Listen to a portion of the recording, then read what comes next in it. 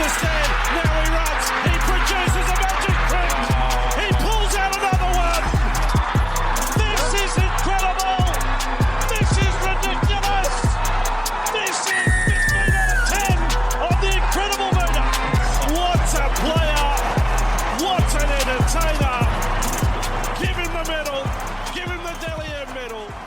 Hello, footy fans, and welcome back to the Chip and Chase podcast. We're here to do our round 10 review. Now, as you guys know, I was quite ill last week, so we didn't get to do a round 9 review. So we've had a little bit of a break in that department, and just with even all the other content, they were pretty short and sharp while I was quite unwell. But we're back. We're getting back to full health.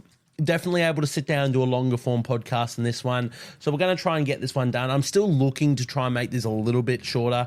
I just end up rambling for way too long, as I'm sort of doing now. So let's jump into it, shall we? Now, if you guys all know, we do get started with our team of the week nowadays. If you guys aren't following me on the Instagram at Chip and Chase Podcast, go and do so. That's where we put up the graphic for this one. And again, as I say it every time, Instagram is just a better place for you guys to interact with me. We're going to hopefully get some more content going on that too. And it's just going to be a lot of stuff that gets posted there that's not going to be necessarily said in these podcasts. So if you just want to keep in touch with more content from me, Instagram is the place to do it. But let's jump into this team of the week. So at fullback for round 10 team of the week, we have Reece Walsh. It was a hard decision. I was between him. Trey Fuller was up there for a bit. Dylan Edwards killed it as always. There's another one that I'm missing. Very close to David Armstrong. But I think Reece Walsh, you just had to go him. Broncos got the job done. You know what Reece Walsh done. He's so exciting to watch, and I'm not going to go into him too much more. As I said, there were a few other fullbacks that could have got this spot, so let me know if you guys disagree and you tell me who you think should have made it. But I've gone with Reece Walsh for round 10. We'll go to the wingers next. We've gone Dean Mariner.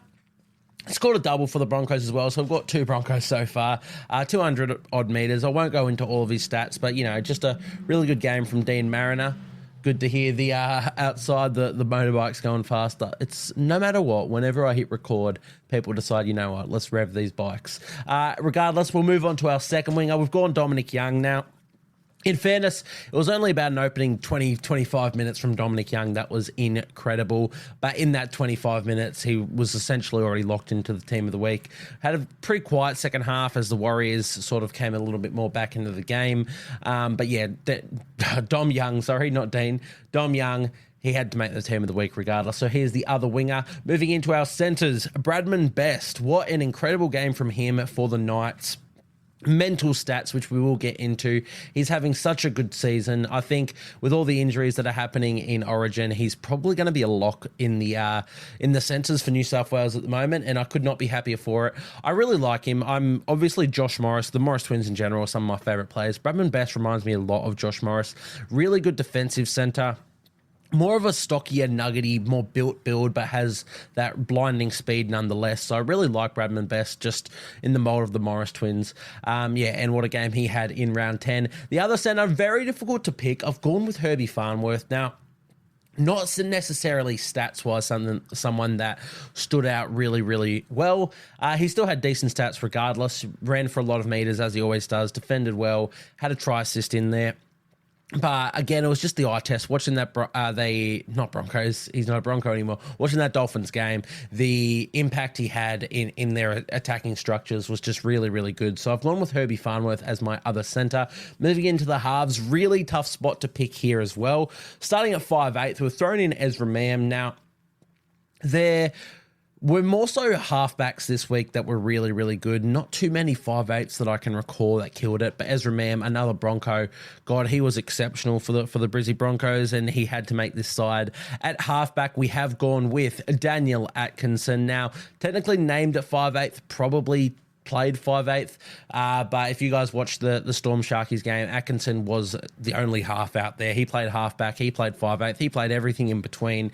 And, for the Sharks to get the result, purely off the back of what Daniel Atkinson brought, I thought he was tremendous. Again, it's not necessarily a performance that shows up on the stat sheet, but you have to watch that game to know how integral he was to that Sharkies win. He was fantastic. And I'm not sure he's going to have, too many opportunities to jump into this team of the week. So I had to give him his credits here. What a fantastic performance from Daniel Atkinson. So he gets the halfback role. Whether or not he played halfback, it's not really up to me. That it technically listed Blake Brayley at halfback. But Brayley was still playing as a hooker. McInnes was listed at hooker, and he was playing as a lock. So I'm just going to say Atkinson played both halves, and he gets the halfback role in team of the week. Moving into the forward pack, we'll start with the front rowers. Quite difficult to pick. I was very, very close to the Titans front rowers, either Fodawaker or I've just had a mind blank on who their other front rower is. Jolliffe. I thought they were tremendous. Really liked their performance. I love the Titans' performance in general this week, which of course we'll get to. But I've gone with Orican Kafusi. He played really big minutes in that Sharks game. Scored a nice little meat pie as well. The Sharks, their bread and butter at the moment is just scoring tries right down the middle through their big boppers, and Kafusi was the beneficiary of that this week. I thought he just had a really good game and matched it well with the Storm forward pack in the middle. So he gets team of the week. He gets one prop spot in my team of the week. He's joined by Adam Fanua-Blake. Again, could have went the Titans boys, and I have no pushback if you guys want to put one of them in. I thought they were amazing, and they did it in a team that got the win. Of course, we know how the Warriors went this week. Very much rolled early by the Dolphins, but Fanua-Blake, he put his hand up once again, played 70-odd minutes, I believe, scored another try. He's doing it all. I think he's a lock-in, essentially, for Team of the Year. I don't know if the Warriors never win another game for the rest of the season. I think he's just going to keep doing what he's doing. He's going to be sorely missed from the Wars because he's one of the only people that just continuously puts their hand up. But Fanua-Blake, yeah, he has made his way into the team of the week. I've gone with Connor Watson at hooker, very close to Blake Brayley, of course, but Connor Watson, I think he was, in general, just how he's been playing since he's made his way back into the side, whether it's 5'8", lock, hooker now, off the bench. He's been incredible for the Roosters, brings such a spark in attack, just always looking to run, always poking his nose through the line, getting offloads away. Thought he was amazing in this one. Of course, Brendan Smith ruled out quite before the contest, not quite early, before the contest. So Watson played a good 70-plus minutes at that hooker role, and I thought he was superb. So he is the hooker in this team. We've got Angus Crichton. Again, I think that might be back-to-back-to-back. It might even be 4 weeks. I'm not quite sure. But he has made his way into the team of the week again. We say it every time we're on this podcast. I genuinely think at his best, he is the best second rower in the league. And this is showing once again that I think he's almost a lock for New South Wales this year, which is great for him. I just want to see him stick around in the NRL. I'm annoyed with the Roosters signing David Fifita, to be honest, with all of the talent that they have in that position, including Angus Crichton. You can sign Angus Crichton at his best, and he's still going to be on less than David Fifita. So I just don't know why you don't sign Crichton and you sign David Fifita. I know they say that they're still after Crichton. I don't think they can get him because they're going to lose a lot more if they do get Crichton and Fifita. Regardless, Crichton, team of the week. We'll get into his stats a bit later. He was superb. The other second rower is the man that we did just mention. That is Dave Fifita. I was also very close to choosing his second row partner in Beau Fermor. Again, really impressed with the Titans' performances this week. Beau Fermor, I think he's had a quiet season, and I thought he was superb this week. But Dave Fifita, I think with all of the adversity that he's under at the moment, the fact he was being booed by his own fans and he just came out and he did his job and he did it to perfection, you've got to give him that team of the week spot, which is what I've done here. He is still one of the best in our league, and it's tough, I feel, for you Titans fans when you've put so much effort into a player, you've put a lot of money into this player, and he goes somewhere else on less money just to get away from the club. You'd feel pretty gutted, but that's the case you're under. Regardless, Fifita didn't shy away from that work. He went out and he performed really well for your club. So you got to take that and be happy with that. So Fifita is the other second rower. At lock forward, we've gone with Isaiah Papali'i in a losing effort, of course, but 2 tries in the lock forward position, making that move this week. Thought he was really, really good. More than just his 2 tries. He had a lot of good runs. I just was really impressed with Papali'i's work. He beat out Jack DeBellin, who I thought was excellent at lock forward as well, but as you guys will see, or if you've seen this post on the Instagram already, Jack DeBellin has made his way onto my bench. But that rounds out the starting 13. So how the bench works, if you guys aren't familiar, basically we do the best that didn't make the starting 13, so in the form of a winger or a centre that didn't make the starting 13. The best spine player, so a fullback, a halfback, a 5/8, or a hooker. The best forward that didn't make the starting 13, so we're looking at lock forward, second row, and front row forward.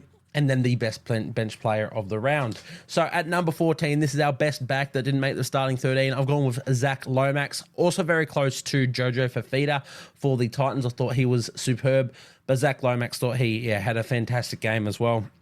And I think the goal kicking, of course, just edged him over the line for this one. So here's number 14. Number 15, Sam Walker. Now, again, we look at how Sam Walker's playing, and he's probably the best halfback in the NRL right at this moment, at least in his last few games. Definitely could have been in the starting side. If you're looking at stats, if you're looking for excitement factor, he could be in there over Daniel Atkinson. But again, we've mentioned why Atkinson made his way into that side. So Sam Walker, he sneaks his way onto the bench. Jack DeBellin, we just mentioned, number 16. He is our best forward who didn't make the starting 13. He was superb. I love Jack DeBellin. I love the way he plays. He's just no nonsense footy. Yeah, really, really happy with how he played in this one. And yeah, was very close to the starting side. Snagged himself a bench spot. And lastly, the best bench player of the round. I've gone with CSF Italikai. There weren't too many bench players that stood out this week. You know, there was Jason Tamalolo, who I think has been incredible since he's moved to the bench, but in a losing effort. CSF Italikai against the Storm.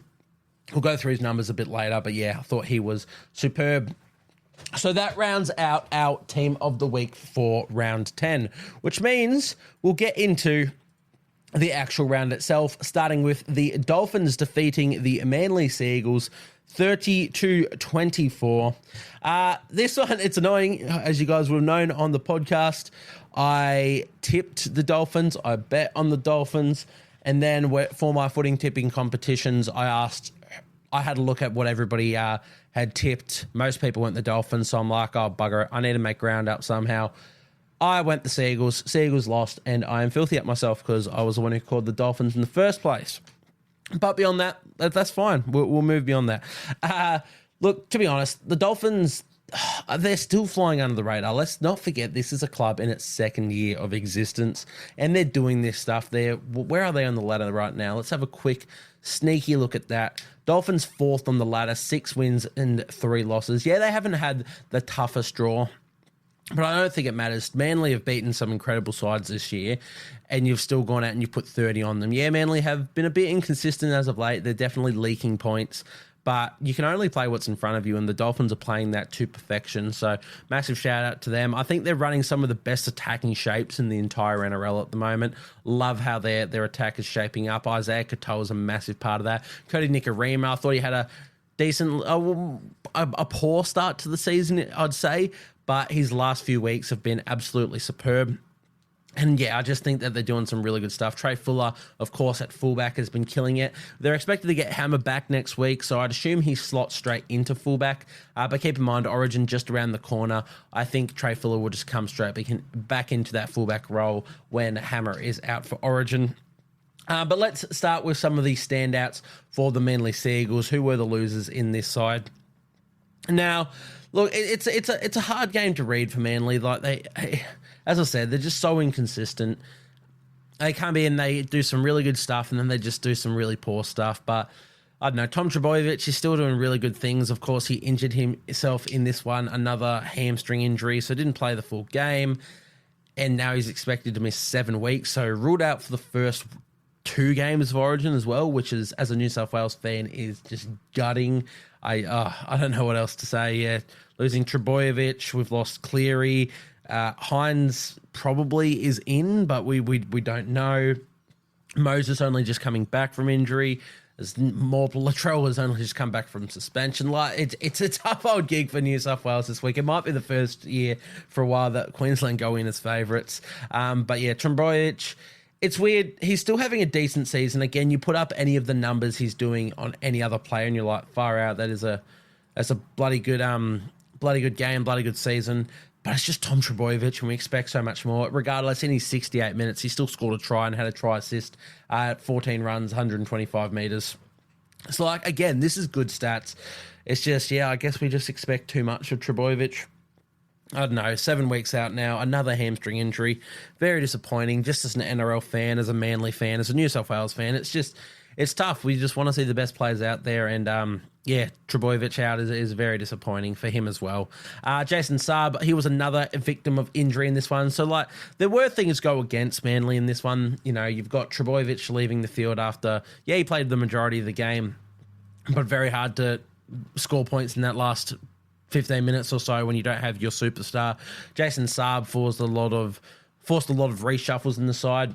He was ruled out after 17 minutes with, was it the AC? I can't remember if it was his shoulder again. I think it might have been his shoulder. But again, just stuffed a few things up. I'd expect Kula or Garrick will play fullback next week. I have a feeling they might go for Kula. I guess we'll find out tomorrow with the team lists. But with how Kula finished the season last year at fullback, I think he might actually have the front running on Garrick. And I think they're showing the hand that they really want to keep Garrick at centre. So, yeah. Anyway, more standouts for them. I did think Kula, while we're on him, had a pretty good game. Just runs the ball. He always looks dangerous. When he first came in the league, thought he was one of the better defensive centers in the league. He's slid a bit further away from that. But back in this game, I thought he was really good again. I don't think he missed a tackle. He was just, really, really good. I think his speed always makes up for it. So even if he does make a bad read or they somehow get around him, if he's flat-footed, he just covers that ground so quick and he makes that tackle. Similar to how James Roberts used to. Now, James Roberts was never a good defensive centre. I think that was always part of his game that was very much lacking. But there were plenty of times that he'd be beaten on the outside because he'd just be flat-footed or he was out of position. He'd just turn on the jets and just catch back up. And they'd make a few too many meters from it, but at least he'd make that tackle and stop it before it got too dangerous. Kula's in a similar vein, but I think in this game he was a lot better. So I thought Tolutau Kula was very good. Tommy Talau, didn't mind how he played. I think he's been playing some really good footy as of late.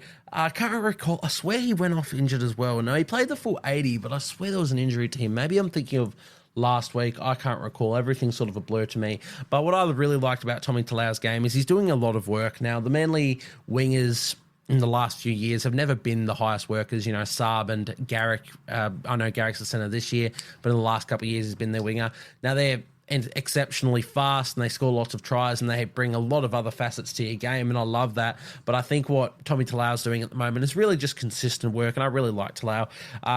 Australian Schoolboys 2018, I think he was the best player in that crop, in my opinion.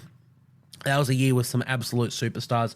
Pretty sure Stephen Crichton, Jason Saab, might have been Stafford Toa. Lots of other players were in that 2018 Australian Schoolboys class, and I genuinely thought Tommy Talau was the best of that crop. Hasn't kicked on as well as everybody else. I still think he's a better 5'8" than he is a winger, but he's made that wing spot his own. He looked really good. 184 metres from Tommy Talau, as well as a cheeky little try in there. So got to shout out Talau. Luke Brooks, again, I say it every week, so I won't harp on too long. Really like what he's doing for this side. 17 runners Luke Brooks made, 137 metres. Of course, he took that intercept and, diffused the Dolphins attacking set, found Tolutau Kula, who ran the rest of the length of the field, scored that try.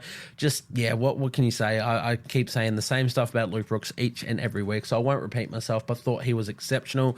Taniela Paseka is someone I've been sleeping on a little bit. Now, I've got him down in my notes here, just because he had a few really good runs in this one. I'm looking at his numbers now. It's not as damaging as it has been in previous weeks. But in general, I just wanted to mention him because he's having a fantastic season. The cool part about Taniela is he's gone from someone that you play for 30, 40 minutes as an impact.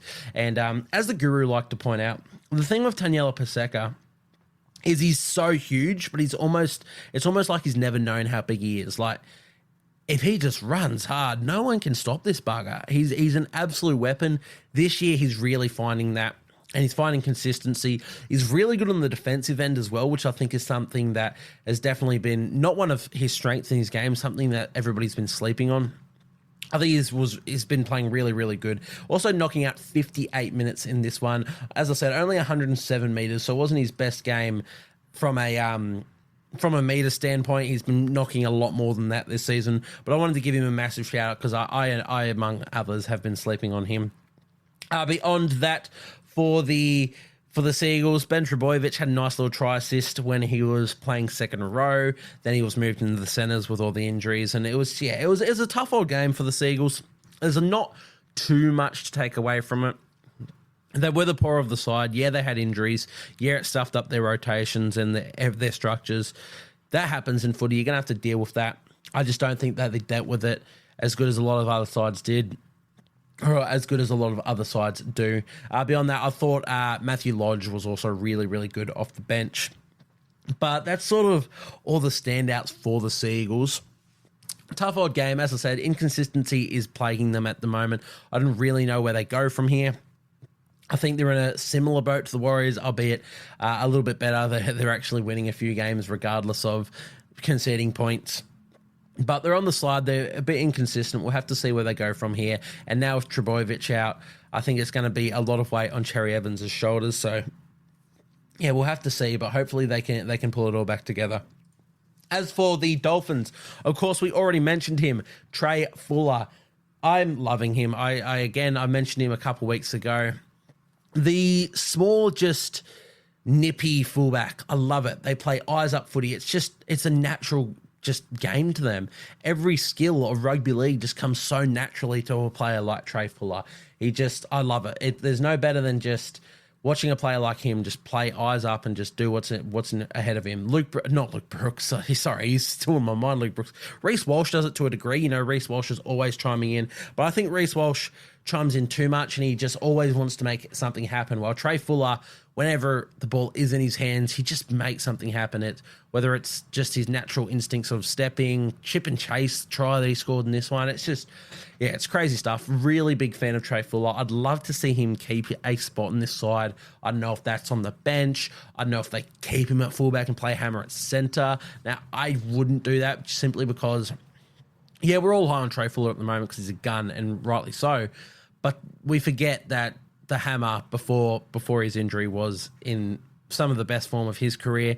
Last year, I thought he was in the best form of his career. I remember about 5-6 weeks in the competition, I said Hammer was the best fullback in the NRL at the time. And I still think he's the better fullback for this side. But Trey Fuller, it's such a shame because I really want to just see him play fullback. And I don't know where else you can play him.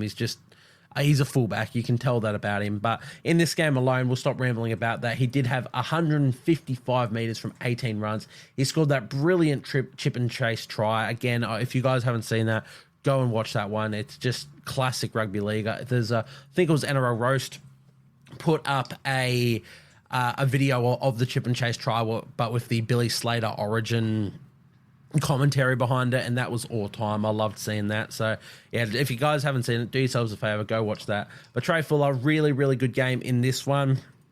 As we mentioned in our team of the week, Herbie Farnworth, thought he was exceptional. We'll run through his numbers here. We already talked about him a bit. He had 16 runs, 161 metres, 60 post-contact metres, line break assist and try assist, 6 tackle breaks, and once again, just really, really good on the defensive end. Yeah, we all knew when he was signed that he was going to make a world of difference for the Dolphins. He's doing just that. Again, I think a lot of people are sleeping on the Dolphins. I think a lot of people are sleeping on the impact Herbie's having on them. Really good to see him back from injury and doing this stuff. So I thought he had a fantastic game.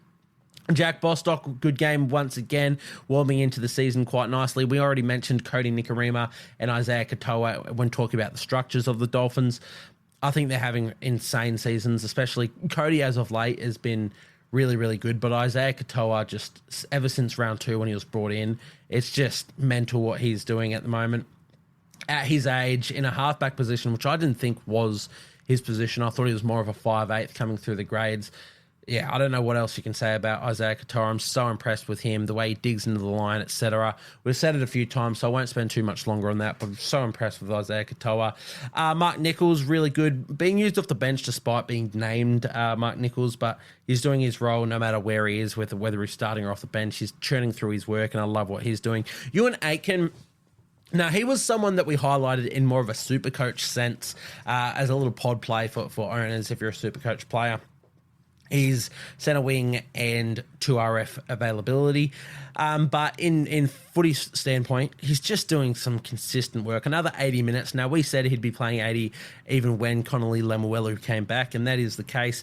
scored a fantastic intercept try here. I think he was defending. I think he might have been one wider from the second row position. I think he might have been in the centres when he took this intercept, which, he's played a lot of centre. He knows that position well. He was one of the better defensive centres in the league when he was in that position as well. But took that intercept, ran 60-odd metres. Love to see that. But again, it's the work that he's getting through. Yeah, sure, he's got that intercept. He's still getting through 11 runs, 147 metres in this one, and 35 tackles. I'm loving what Ewan Aitken's doing.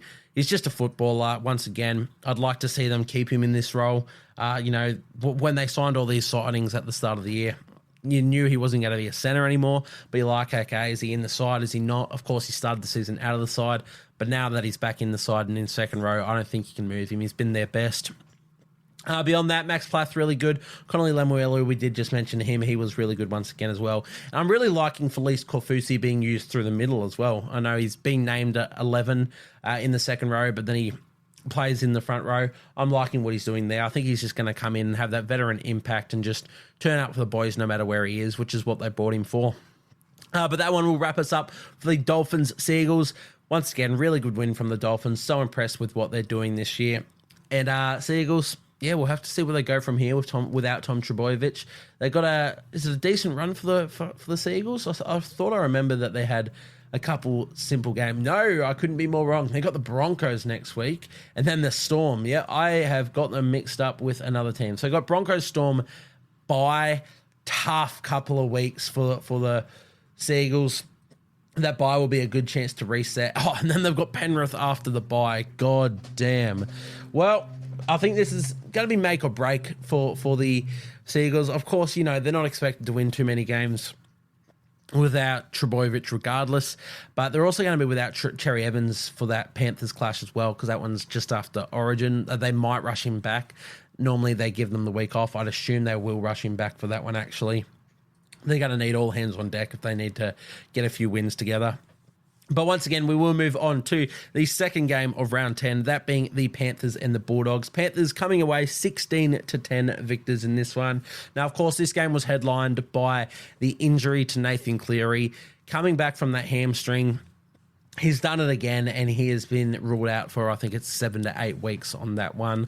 Really gutting. He always not always, but there's always some sort of not necessarily a hamstring injury, but there's some sort of niggle, whether it's a suspension or an injury in any form, any capacity. And it ruins his chances for a Dally M, that's for sure. I don't know if he'll ever bloody win one with all this stuff. There's always just enough games that he misses that rules him out from that award, even though I still think he is the best player in our league. The Panthers, I'm sure they'll get the job done without him. They'll get enough wins, as they always do. Brad Schneider stepped up in a big way. Now, Brad Schneider did get himself injured in New South Wales Cup, I believe. I think it was a knee injury. Hopefully nothing too bad there, but knee injuries are always scary. That's where the dreaded ACL comes from.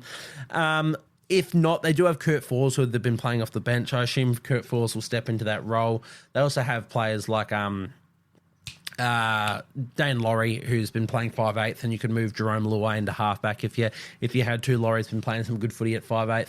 But yeah, Nathan Cleary out of this one, very, very tough. They still got the job done in a good little way. The Bulldogs, they're not a pushover this year, only conceding 16 points to the defending premiers, the back-to-back-to-back defending premiers. Really impressive what the Bulldogs are putting up. In fairness, they didn't score their tries until the 68th and 79th minute. So essentially 12 minutes from full time, they hadn't scored a point. But even if they lose this game 16-0, it's showing that they've still got that defensive grit and that steel, and their attack will just come later on. If you can keep the Panthers to 16 points, whether or not they have Cleary or anyone else in there, you're doing a good job. So I've been quite impressed with how the Bulldogs have been going. Let's start with some of their standouts, headlined by one of my favourite players in the NRL, Connor Tracy. He was late inclusion into the fullback role, returning from, I believe it was his calf injury. So Blake Taaffe ended up going to 18th man. But Connor Tracy, God, I love what he does. He's so safe at the back. He's got no fear, always taking so many runs, 23 runs, 176 metres into the teeth of Moses Leota and James Fisher-Harris. You watch how many times Connor Tracy just ran straight into them, and he didn't care. He's not afraid, and he has such a good game. I love Connor Tracy. Really, really impressed with him. I mean, again, there's not too many other attacking stats that are on display. As I said, the Bulldogs didn't score many, but just I love what Connor Tracy brings to any footy side. I was so shocked when the Sharks got rid of him, and I was shocked that the Eels didn't pick him up to play centre. But here we are. He's at the Bulldogs. He's found his home at fullback. I hope they keep him there because he's killing it. Beyond that, Jacob Kiraz, God, he's putting in some effort. 24 runs from Jacob Kiraz, 236 metres.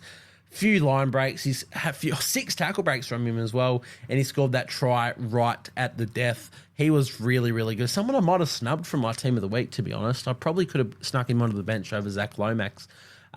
Just completely slipped my mind there. Kiraz, I didn't think his numbers were that good. I knew he ran for an absolute mozzo of metres, and I know he had that try at the end, but I didn't realise it was this good. So, yeah, Jacob Kiraz, we've mentioned him a million times. I love him at the Bulldogs. He just bleeds the blue and white of the Bulldogs. So, fantastic game once again from him. Stephen Crichton thought he was really good against his former side, as we expected him to be. We expected a big game against all of his former teammates, his mates. 14 runs from Stephen Crichton, 161 metres, 72 post-contact metres, 7 tackle breaks as well did Crichton have. Just really, really good performance. A lot more work from him. A lot of the time he sort of sits back at that 10 runs a game and just lets the ball come to him and he'll have an impact when it comes his way. He went looking for it in this one and he played really, really well. Matt Burton. Now, we were talking the other day that there are not too many 5'8s in the NRL this year that are actually really, really standing out. Cameron Munster missed a few games at the start. Since he's come back, he's had a couple good games mixed in with some quieter ones. Ezra Mam started the season, I thought, a bit quiet. I think there were a few too many errors. Recently, he's been good. Matt Burton this season, I think he's been the most consistent 5'8 in the competition, which is what everybody's been asking for. Everyone was wondering is 5'8 his position? Is he consistent enough for it? Well, this year he's really answered that. I think he's been absolutely superb. He was the Bulldogs' best player on the park in this one. Scored a nice little try.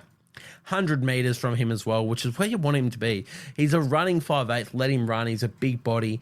He's killing it. Really loved what I saw. So he had the try and he had another line break assist as well. 6 tackle breaks. Kicked bloody well as well. It's just really liking what I'm seeing from Matt Burton.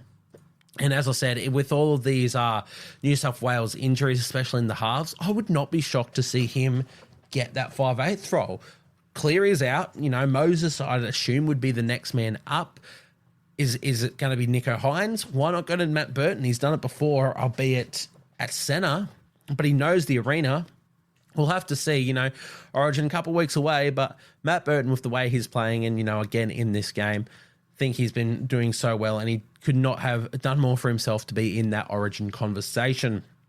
Beyond that, Reid Marnie, he's been playing really well, as much as I don't like his antics. I won't spend too much more time on him. He frustrates me a lot, does Reid Marnie. Beyond that, Viliami Kikau, a bit more quiet in this one. He did try a lot, as he always does. Panthers just held him, as I said, relatively quiet, but they hold every player relatively quiet. The Panthers, they're the best in the business for a reason. Their defence, if they are to win a premiership, it's going to be off the back of that defence again. Their attack is a little bit of a worry for me. Even with Cleary back, I think their attacking structures have looked a little bit clunky. Obviously, a lot more of the season to go, and defence wins games, and they're still getting those wins right now. But I'd like to see them warm into that and find a good little rhythm in attack in the future. But that's sort of all the standouts that stood out to me for the Bulldogs. I thought Sam Hughes off the bench was... Actually, Sam Hughes ended up starting, didn't he? Yeah, he did. But I thought he was good in his limited minutes as well. On to the Panthers. We have to mention Dylan Edwards once again. I think he's leading the Dally M at the moment, and I'm not shocked. I genuinely think he probably has been the best player in the competition this season. It's so crazy that even after 3 premierships and a Clive Churchill, people still didn't put him in that elite fullback category. He's the best fullback in the NRL this season, and I don't even think it's close. There have been some fantastic fullbacks, but Dylan Edwards, what he's doing week in, week out is just incredible. 27 runs, 254 metres. I think I saw a stat that maybe he's gone under 200 metres twice this season, and one of those games was 199 metres itself. What? It's mental stuff. But of course, it's not just we know he runs and we know he makes those meters. It's what he brings everywhere else. You know, he's a goal kicker now in the absence of Nathan Cleary. Last week he had that effort play, running it back from the dead ball line and finding Taylor May, putting him over and essentially just breaking the Rabbitohs from that point onward. I think it was the Rabbitohs. Yeah, it was. He's just doing some mental stuff. Now that 82 post-contact meters as well, 10 tackle breaks. What can you say about Dylan Edwards, to be honest? He's so good. So, yeah, look, we'll move on because I reckon every single week we're going to be mentioning his name. Brian To'o, once again, another great performance from him. Another try, 20 runs, 198 metres and 11 tackle breaks. So we had a quiet one last week, very, very quiet for Brian To'o standards, and he bounced back in another big way here. Thought he was immense. Nathan Cleary, obviously we mentioned him going off. It's a tough little time. He looked good while he was on the field, as we always expect. I expected Jerome Luai to step up again. It's really not happening. I don't think Luai is playing bad at all. That is not the case. I think he's playing some decent footy, but while Cleary's out, I've really expected Luai to take the reins and make stuff happen. And nothing's really coming to him, unfortunately. But we'll have to see how that all transpires. Again, they've only had Cleary out for a few weeks. Now they're going to be out for quite an extended period. So they're going to have to get up in a big way, especially if they end up moving Luai to halfback. But we'll have to see what happens there. Mitch Kenny, again, really happy with how he's playing his footy. I don't want to be that guy. Maybe I just didn't notice what Appy was doing at the Panthers. But what Mitch Kenny does for this Panthers team, it's just as good. I think he's so good. His deception around the ruck, his defense. He's one of the best defensive hookers in our game. He could be the best defensive hooker in our game. And yeah, his deception around the ruck, his service. I love what Mitch Kenny brings to this side. So I want to shout him out every time I can because he's one of those underrated gems of the Panthers side. Beyond that, James Fisher-Harris, good once again. Luke Garner played almost the full 80, scored another try in this one. You know, he scored a couple last week. Just playing some really good footy at the moment, Luke Garner. Apparently there was rumours that he'd been shopped around to rival clubs. I'd assume right now that the Panthers have well and truly shut that down and they want to re-sign him. Because, sure, he's not your starting second rower. Normally you're going for Scott Sorensen. But for him to be filling in the way he has been the last couple of weeks and putting in the performance he has, you can't just let him slide. He's still a premiership winner with you guys in the end. I know you can make anyone a premiership winner, but Luke Garner, I think he's been playing some really, really good footy. Isaiah Yeo, once again, just tremendous what he's doing. 80 minutes once again, 186 metres, 84 post-contact, line break, 6 tackle breaks, and probably 100 tackles, 31 tackles, 0 misses. What more can you say about Isaiah Yeo, to be honest? Look, the Panthers, again, 16-10 against the Bulldogs. You look at the scoreline, you're sitting here going, it's not the best performance. Maybe they're not everything. You have to watch their games and understand that their defence is just mental. This could have been a 16-0 win, and they did it without Nathan Cleary for the second half. Keep in mind, both of the Bulldogs' tries came in the second half without Nathan Cleary, but they also came in the last 12 minutes of the game. I think the Panthers, I don't think they can win a premiership this year just because I'm sitting here and going, laws of probability, who the hell's winning 4 in a row? And I think, teams like the Storm, Sharks, Roosters now, and Broncos, I think they're all putting their hand up that they are threats. I'm hoping, just as an NRL fan, that we don't see a four-peat from the Panthers because it'd just be a little bit boring at this point. But you can't deny what they're doing. They're the best. They really are. But we will move on to the next game of the round, which, of course, was the Eels going down to the Brisbane Broncos. The Broncos won this one 30-14. Now, very interesting game, this one, because I did not think the Eels were bad. They had a lot of attacking opportunities. They constantly threatened. They just had errors, a lot of errors right in crucial moments, and they just could not put the icing on the cake. They looked good. I want to give them their dues. And, fair play to the Broncos. They still put 30 on them. Yes, from a defensive standpoint, the Eels weren't amazing. They weren't great at all. But you're also going up against the Broncos, who are one of the best attacking teams in the comp, if not the best. But, I just want to say that the scoreline, I didn't think it properly reflected the game. I really thought the the Eels had a real good crack in this one, and I thought they could have been a lot closer. It could have been a bloody 26 to 30 odd game here. I think the Broncos were definitely the better team. They deserved the win, but I want to give the Eels some credit, and the Eels fans who maybe didn't catch the game and just saw the scoreline and are a bit disheartened by that. Don't just take it as that. I thought the Eels put in a really good shift. Defense, definitely still an issue. They're going to have to work on that. But as I said, they came with a lot of heart in attack. You know what, let's start on the Eels while we're here. In terms of their standouts, Blaze Talangi, he had a very rocks or diamonds performance, but you can see that there is an absolute superstar awaiting in him. Yeah, very polarizing, as I said, either rocks or diamonds. Sometimes it was going from one to the other, like in the flick of a switch as well. He could have a mental play and just beat half the team and then just drop the ball right at the end for no reason. And it's like, what is going on? But you can really see that he is a freak. He's definitely going to be their fullback of the future. I mean, I say definitely. There's a bit of conjecture whether or not he's even going to re-sign at the moment. I think they will. I think the Eels, he's been in the Eels system. They're offering him a lot. You know, Clint Gutherson, whether or not he gets moved from the fullback role next year and you let Blaze rock, there's got to be something that they can do to just lock down Blaze, but I think he is going to be the fullback. And, you know, whether it's moving Gutherson, which is tough because I think Gutherson is the heart and soul of their side, and last year I think he was one of the best fullbacks in the NRL, and he's been one of the best fullbacks in the NRL for a long time, essentially since he came to Parramatta.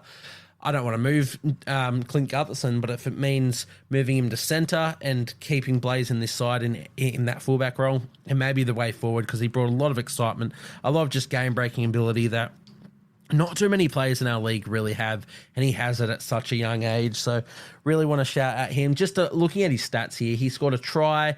He had 22 runs for 215 metres, 3 line breaks, 7 tackle breaks. Like, he was immense. The problem was when we go over here and we had 4 errors from Blaze Talangi. That is a lot.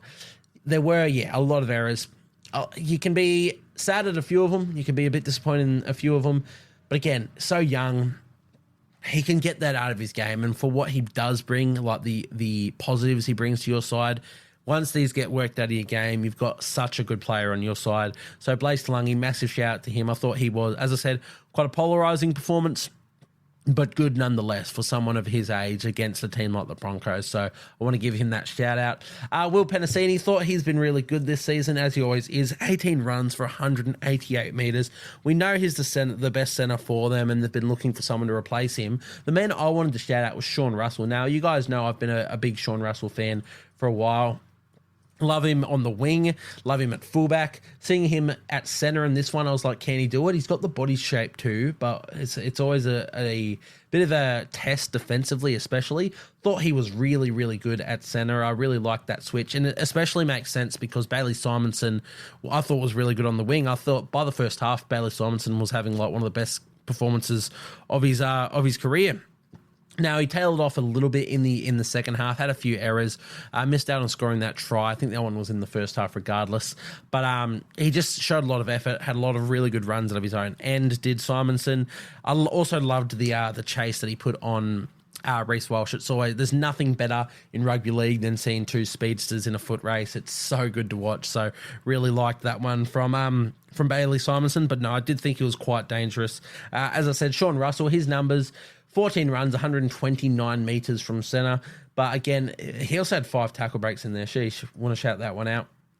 But yeah, I really liked his defence. He made 15 tackles, only 3 missed in this one. So I'm happy with that in the centres. And keep in mind who he's marking. You know, the Broncos centres are some of the best in the league. So the centres of the Eels have their work cut out for them, and I thought they did a good job of that. Once again, Bailey Simonson, let's run through his numbers right in this one while we were just on him. 17 runs, 158 metres from him, and 11 tackle breaks from Simonson as well. So I want to shout those 2 players out specifically. Dylan Brown, exceptional game, very close to my team of the week as well. I know we didn't mention him, but I thought he was fantastic. He had 20 runs, 140 metres, technically from halfback, but we know he's really playing 5'8". Just, mental stuff from him. 3 tackle breaks, and we know how good he is defensively. 3 offloads from Dylan Brown. Jesus Christ, 26 tackles, 1 miss. Like, God, he's so good. And with Mitch Moses back next week, I'm I'm putting my money back on the Eels. I'm buying the stocks. I'm back in on the Eels. I know they're not winning. They just got smashed by the Broncos. Who have they got in the next couple of weeks, the Eels? Round 11, they have the Storm. Oh, maybe I'm not buying stocks. They got the Storm in round 11. Then Rabbitohs in round 12. We're back. We're so back. Eels, I believe in you. But yeah, Dylan Brown thought he was really good. Ethan Sanders, he's been good in his time in the NRL. I think, obviously they're awaiting Mitch Moses, and that's no knock to Ethan Sanders. It's just Mitch Moses is one of the best in our league, and we gotta recognise him for that. So, Ethan Sanders, regardless, really good from him. I thought Regan Campbell-Gillard... Did I say Regan Sanders? Ethan Sanders. I don't know what I'm saying. Regan Campbell-Gillard, anyway. Thought he was really good. Now, he's had a bit of a slow season, in my opinion, has Campbell-Gillard. I thought in attack and defense in this one, he was really out there to make a difference. Lots of hard hits, lots of hard runs, which is what he's known for, but it's something I haven't seen as much as I'd like from Campbell-Gillard this season. This game, I thought he was really good, taking it to that Broncos pack. Only 49 minutes, which is where he's sort of been at this season. I'd like to see him get up to about, push it up a few more minutes in that mid-50s range is where I'd like him to be at. But 14 runs, 123 metres, 45 post-contact, a couple of tackle breaks, and some really good hits. He did miss a fair few tackles in this one. But, again, it's just the impact I like to see from Regan Campbell-Gillard. If you can inspire the troops by making a big hit or a big run, then that goes a long way. And, I thought he was doing his best to do that in this one. Junior Paolo, once again, happy with him off the bench. He's not hitting the numbers he was in the early part of the season, but I still think it is the move.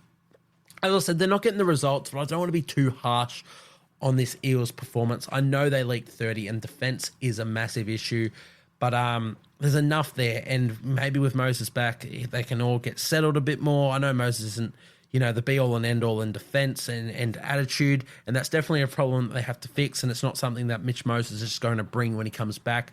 But there's enough. I see enough in this Eels side. Regardless, we'll move on to the Broncos, who, of course, actually did get the job done here. They were the winners, and they were excellent. As I said, Eels... They came at them and they threw a lot at them, but credit to the Broncos, they withheld them. We talk about the errors. They made a lot of opportunities, the Eels, but the Broncos were so quick to shut down those opportunities and force those errors. So you have to give them credit when it comes to that. I know I've just given the Eels that credit. We have to give the Broncos that credit as well. In terms of standouts for them, we have to mention Reece Walsh. We included him in our team of the week, and I'll read through these numbers as to why, if you didn't catch this game.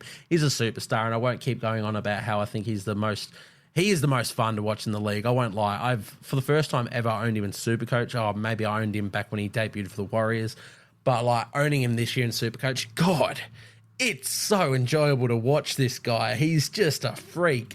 But we'll run through the numbers and stop talking Supercoach for this podcast. So 1 try, 4 out of 4 conversions, 19 runs, 197 metres, 1 line break assist, 1 try assist, 2 tackle breaks. It's just... And it's not even one of Reece Walsh's best performances. That's just what I expect from him every week, to be honest. His try came from a Ezra Mam line break, and then just found Reece Walsh and he ran 70-odd metres and just scored the try with Simonson and Chase. That's not necessarily Reece Walsh brilliance. It's just Reece Walsh was fast, get in the ball and let him run. But he's so brilliant. He is so fun to watch. He always looks threatening. I'll move on. I'll stop meat riding Reece Walsh.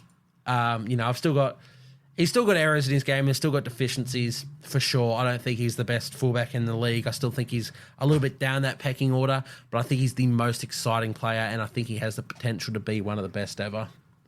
But we'll move on down the list. Selwyn Cobbo, thought he had a nice little game in this one. I'm still quite apprehensive. I know he's had a few good games in the centres. I know Dean Mariner's had a few good games on the wing. I still think the role should be swapped. I know it's not what the players want. I'm pretty sure Selwyn was the one who wanted this move to centre. I don't know. I prefer the work he gets through on the wing, but you can't deny what he's putting through at centre. I think defensively he's grown a whole leg in defence as well. Been quite good in defence. Not so much in this one. He was a bit more... I was going to say quieter, but I guess quieter is not the word. He wasn't that great in defence in this one, but again, his attacking upside makes up for it. Dean Mariner, we mentioned the 2 tries. in our team of the week. 15 runs, 212 metres from 15 runs as well. Yeah, what can you say? That's why he made the team of the week. Ezra Mam is the man I wanted to talk about the most. Now, he was, in my opinion, the best player on the ground in this game. He's just a superstar, an absolute freak. I loved his awareness to have that piercing dart from dummy half down the short side, and that was the one that created the momentum for them to stretch the ball wide and just gap the Eels, and that was when Dean Mariner just used his speed when he found space and just scored on the right-hand side. But that came from Ezra Mam having an incredible run down the left-hand short side, and then, Broncos spring that attack. So, definitely not something that shows up on the scoreboard as an assist or anything. But those are the plays that you look for in players. It's essentially a try contribution. It's technically a bloody try assist, if you will, because without Ezra Mam doing that incredible play, there's no space for the Broncos to spread a lot. They did. So I wanted to shout out that. Of course, he scooped up that loose ball and put Reece Walsh away for that try as well. He scored a try of his own, did Ezra Mam. He's playing such good footy. I love everything that he's doing at the moment, Ezra Mam. So wanted to shout him out and give him a little bit more time than I have some other players. Corey Jensen, I think he's been really solid this season, so I wanted to give him a quick shout out. Payne Haas getting back to his bigger minutes, 62 from him in this one, 17 runs, 165 metres from him, 27 tackles, 0 miss. What can you say about Payne Haas? He's one of the best. Paddy Carrigan doing Paddy Carrigan things. One of his quieter games of the season, but still good nonetheless. 16 runs, 139 metres from him and 40 tackles. Just great stuff. And shout out Jack Gosiewski for making his club debut. Didn't have the best game, Gosiewski. I think he's still going to be a really good player to have in your team. We know that the Broncos are lacking sort of depth in that second row position when injuries occur. They lack a player to go into that. I think having Gosiewski on your bench to do that is really good. He covered Brendan Piakora for about 28 minutes in this game as well. I'd like him to play less minutes just because I think Brendan Piakora having more minutes on the field is just better for your footy side. But I'm a Jack Gosiewski fan, and I really like him at this club, and shout at him for making your club debut. And guys, don't be so harsh on him. He's got a lot going on at the moment. The whole reason he left the Cowboys is to be closer to his mother, who is sick. So, can we just lay off being harsh? He didn't have the best game, sure. He'll cover a bit for that in the future. But that will do us for the Broncos-Eels game. As I said, Eels fans, look, the result, not great. Your defense, not great. Your attitude, not fantastic, especially in defense. But there are signs there. Your attack is coming together. You get Moses back. There's a little bit of belief there. You've got a tough run to come, but I think, pressure makes diamonds. We'll have to see how that goes. For the Broncos, what can you say, really? They just keep churning along, proving that they're one of the best in the competition. That's another reason why they put 30 on the Eels, who aren't a basket case. Let's get that out of the way. So, shout out to the Broncos for that win. But we move on to the Wests Tigers and the Newcastle Knights. Knights winning this game in Tamworth, Scully Park, my hometown. Knights winning 20-14. Couldn't get to this one, obviously, besides being sick and having work, etc. But saw it was quite wet conditions in Tamworth, which is a shame. Would have liked a really sunny game. I'm pretty sure they sold out the stadium though, so that was really good there. Attendance 10,000. Really love to see that at these rural grounds and repaying the faith that the Tigers have shown to bring these games out to you guys. Tigers, I ended up tipping this one, as you guys know. I thought that they could get the job done. Not the case. Knights are now three on the trot without Kalen Ponga as well, so they're doing some fantastic things. Tigers, they're not the basket case of last year, but there's still something missing. I can't quite put my finger on that.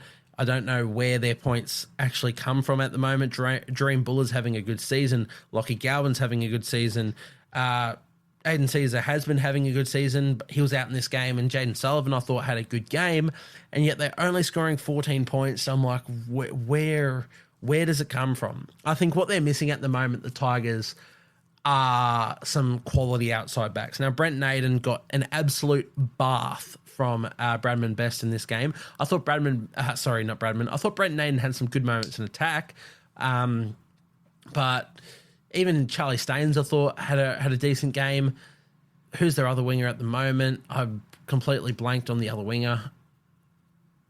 It's not coming to me. It's gone. Oh, Brent Naden is the other winger, isn't he? Oh, regardless. I've lost the plot. But I do think they're missing some real quality in their outside backs. They do get Sania Taruva next year. Jesus Christ. I think he's going to be a massive pickup for them. I still think there's something beyond that, though. I don't know if it's the halves, because, as I said, the halves have been playing decent. I don't know if it's the fullback, because, as I said, Jerome Bull has been playing decent. I don't think it's hooker, because Api Coruscant has been playing good. I don't know where things come together. Maybe it's just more cohesion in these attacking structures, and something will come. Then, as I said, they're not the basket case of last year. They're playing some not bad footy, but they're missing out in something in attack, and hopefully that can come to them soon. Let's start looking into their standout performers before we get in to the Knights, who, of course, were the victors, and we want to spend a little bit more time on them. Dream Buller, as we mentioned, fantastic game. Didn't even play the full game. Got the last 10 minutes off with a sin bin. But he had 27 runs, 250 metres from Jareem Buller, 6 tackle breaks, had no line breaks because it came off a kick technically, but yeah, 250 metres in 70 minutes. Wow, crazy, crazy stuff. He's been playing really good, as I said, hasn't had as many tries as we thought he'd have, but I don't think it's from lack of effort. Jareem Buller has been fantastic for the Tigers. We mentioned Charlie Staines, thought he was quite good in this one. He's just doing a lot of work for a player of his stature, which I really like seeing. You just got to come in and make yourself get involved. As Dannon Kemp likes to say, if you're not going in there and looking for the ball, it's not going to come to you. So I really respect that about Charlie Staines. As I said, maybe they still need better outside backs, and maybe Charlie Staines is one of those players to make way in the future. We'll have to see, but he's not the issue. I don't think he's the issue in this side at all, and I thought he had a good game here. Very tough, very tough as well is that Stafford Toa, who they only just got back from injury, only lasted 14 minutes before he came off. I think it might have been another hamstring as well. The hamstrings was bloody the recipe of the week for injuries this week. But yeah, Stafford Toa, he's got a lot of ability, Stafford. We know what he did to Valentine Holmes last year, and for him to only last 14 minutes, that's tough, especially when they're quite low in the outside backs department as is. Brent Naden, we mentioned, he scored a try, 16 runs, 163 metres. He looked good in attack. The problem was he had a 50% tackle efficiency. We'll get to Bradman Best's stats, and this is nothing against Brent Naden. Bradman is one of the best attacking and defensive, just one of the best centers in our league. But yeah, you got to be defending a little bit better than that. But it's more so a quality of Bradman than it is a knock to Brent Naden. As I said, he still put his hand up in attack, and he tried to make something happen, and that's all we can ask for. Lachlan Galvin, again, he's always looking like he's trying to make something happen. He's not getting those opportunities at the moment. Again, I can't put my finger on where the Tigers go from here. I really can't. So I don't want to sit here and say for every player, they look good, they're trying, because something's missing. So I'm just going to try and just go to the players I thought had a really good game. Jaden Sullivan, I've been quite critical of Sullivan this season, even as a signing in a way, but I thought he was really good in this one. The heads up play he had to step off the left and find space on the last tackle and come up with that offload to Isaiah Papali'i for their opening try was really, really good. Again, you're a halfback, you get the ball in the last tackle, you just expect to kick. Nah, he just plays the eyes up footy, and they score a beautiful try off that. That's the sort of play I think the Tigers need more of, and hopefully with Bud Sullivan in that halfback role for a few more weeks, we can get some more of that. So I really like that play from Sullivan. Beyond that, not too much else for the Tigers. As I said, Isaiah Papali'i was really, really good. 15 runs for 152 metres, 2 tries, 2 line breaks, 8 tackle breaks, and 36 tackles. You got to shout that out. Alex 12, 42 tackles and only 1 missed. Unfortunately, the 1 missed was on David Armstrong or Bradman Best. One of them that made a break down the left-hand side. It might have been a Bradman Best. I can't remember. But yeah, we talk about 12 every week. He just doesn't miss tackles. The 1 tackle he misses led to a try, essentially, which is tough stuff. And definitely not his fault, not at all, but it's just rugby league. 1 missed tackle can lead to something like that. But yeah, I can't repeat myself over and over again. The Tigers, there's something there. Benji Marshall's cooking. He's building something. I don't know what's next for the Knights, so let's spend some time on them. They got the job done again. As I said, that is 3 on the trot for the Knights without Kalen Ponga. you can't ask for much more for them, really. They're just playing some really, really good footy. Really gritty footy, you know. It's not the expensive stuff. It's not scoring 40 points a game like they did at the back end of 2023. But they're getting wins at the moment, and that's all you can ask for. David Armstrong, we mentioned him again. He's now 3 from 3 since he's been there starting fullback. You know, we have massive tickets on Fletcher Sharp, who has been starting ahead of him in New South Wales Cup. I love Fletcher Sharp. I think he's going to be a gun. I don't think there's any hope that he takes that spot off David Armstrong, not just because the Knights are winning, but David Armstrong's been playing some good games. He had a rough one last week. He had a fantastic debut, rough one last week, and then came back this week and bounced back from that with another great performance. Scored a nice little try, 17 runs, 173 metres as well. A line break, a try assist, a line break assist. Just really good stuff from David Armstrong. Couldn't be happier for him as a player, as a bloke. Really just always wanted to see him get that shot, and I'm so happy he's thriving in that role now. Greg Marju getting back to his best. Scored a nice try in this one, 18 runs for 200 metres. That is the Greg Marju of old. Line break assist as well. Fantastic from him. How many tackle breaks did he turn out? 7 tackle breaks from him. I thought Dane Gagai, thought he was fantastic. The grubber kick he put in for Anari Tuala right before half time. It's just experience and ability, just backing yourself, and I love that. It was essentially the dagger for the Tigers. They were in this game, and you know they still were in it right to the end. But that right on half time is always it's a kick in the dick, big time. And it was just the class of Dane Gagai to get that done. Once again, he's showing he's one of the best defensive centres as he has been for a long time. So massive shout out to him. Bradman Best, of course. This is the player that we wanted to have a look at. He scored a try. He had 14 runs for 235 metres. 14 runs for 235 metres. 3 line breaks, 1 line break assist, 1 try assist, 11 tackle breaks from him as well, and 19 tackles for 2 missed. He's one of those shining lights that we've got. We're talking about Origin right now and who we're going to see. If it's Bradman Best, I'm not unhappy with that. I'm actually really happy to see Bradman in the Origin arena. As I said, it reminds me a lot of Josh Morris, one of my favourite NRL players of all time. And Josh Morris thrived in that arena.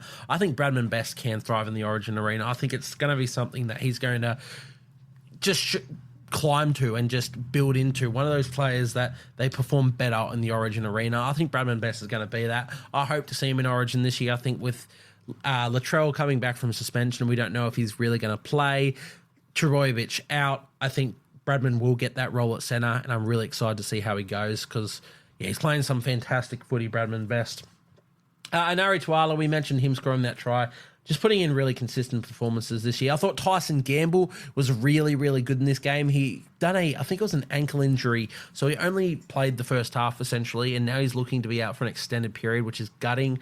You know, the Knights have fooled around with their halves a lot and tried to play a lot of combinations. They've settled on Tyson Gamble and Jackson Hastings, and they've been getting victories through that.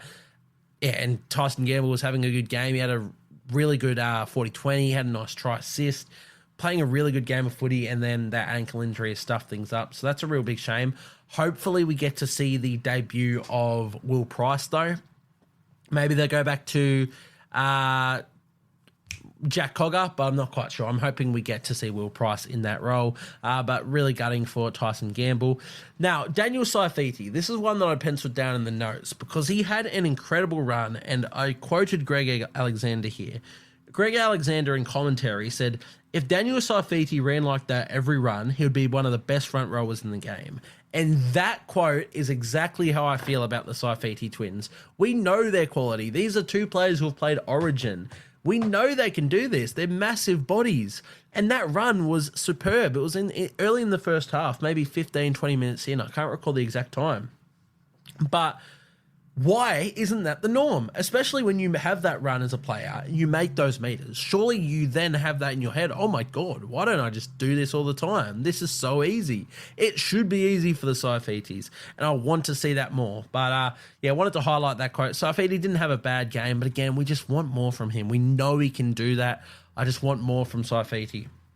Leo Thompson thought he was pretty decent once again. I love his defense. He's didn't get the run meters in this one, but I always love his defense. The second rollers for the Knights, though, in this game were the standouts for me. Tyson Frizzell, back from injury was superb. 66 minutes for Frizzell, 16 runs, 152 metres and 33 tackles with one missed.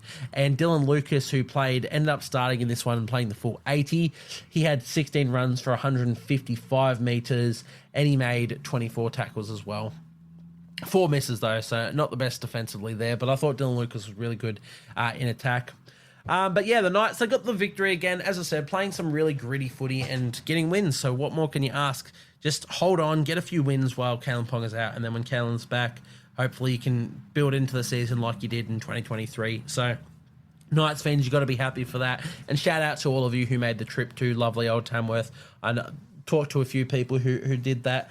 I love that support that you have for your side. And I love the love that you had for Tamworth. So shout out to you guys. But we'll move on to the Dragons and the Rabbitohs. Dragons getting away with victors 28-14 in this one.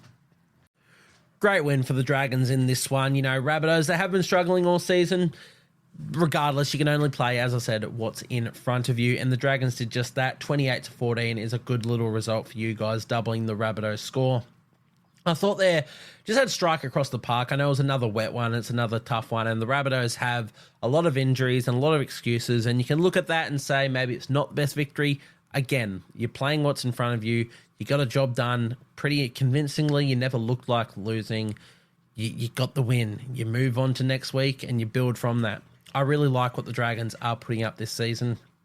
As I said, got strike across the board. Zach Lomax, a winger, scored. Jack Bird, a centre, scored. Jaden Sewer, a second rower, scored. And Jack DeBellin, a lock forward, scored. So you're scoring across the park in your positions, you know, through different ways, kicks and etc. I'm just, really happy with how the Dragons are playing and a good little result here.